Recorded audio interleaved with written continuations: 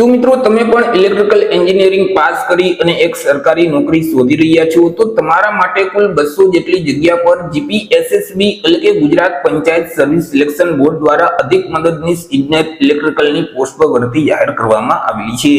હવે આ જે ભરતી છે તેમાં જો તમારે અરજી કરવી હોય તો ઓનલાઈન અરજી ફોર્મ ભરવાનું રહેશે। ઓનલાઈન અરજી ફોર્મ ઓલરેડી શરૂ કરી દેવામાં આવેલા છે। 11/4/2026 થી અરજી શરૂ કરવામાં આવેલી છે અને 2/5/2026 સુધી તમે ઓનલાઈન અરજી ફોર્મ ભરી શકશો। અરજી ફોર્મ જે ઉજાસનું પોર્ટલ છે એટલે કે ujars.gujarat.gov.in નામની જે વેબસાઈટ છે તે વેબસાઈટ ઉપર જઈ તમારે ઓનલાઈન અરજી કરી દેવાની રહેશે। વાત કરી લઈએ મિત્રો આપણે એજ લિમિટ એટલે કે વય મર્યાદા વિશે કે અરજી ફોર્મ ભરવા માટે ઉમેદવારની ઉંમર કેટલી હોવી જોઈએ। હવે અહીં જે અરજી ફોર્મ ભરવાની છેલ્લી તારીખ છે 2/5/2026 તે તારીખને ધ્યાનમાં રાખી ઉમેદવારે પોતાની ઉંમરની ગણતરી કરવાની રહેશે।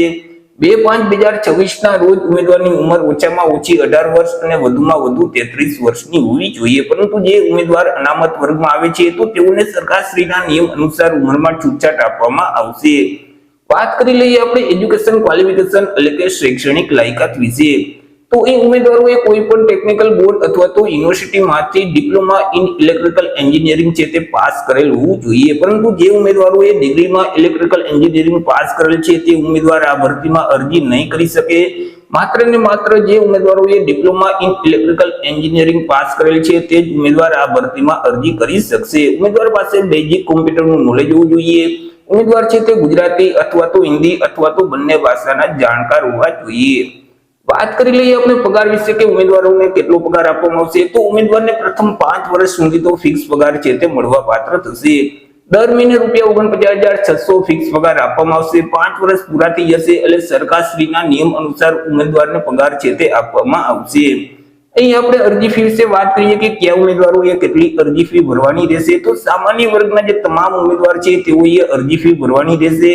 અરજી ફી છે તે ₹100 ભરવાના રહેશે પ્લસ બેંકનો જે સર્વિસ ચાર્જ લાગે તે અલગથી ચૂકવવાનો રહેશે। અનામત વર્ગના જે તમામ ઉમેદવાર છે તો તેઓએ કોઈ પણ પ્રકારની અરજી ફી ભરવાની રહેતી નથી।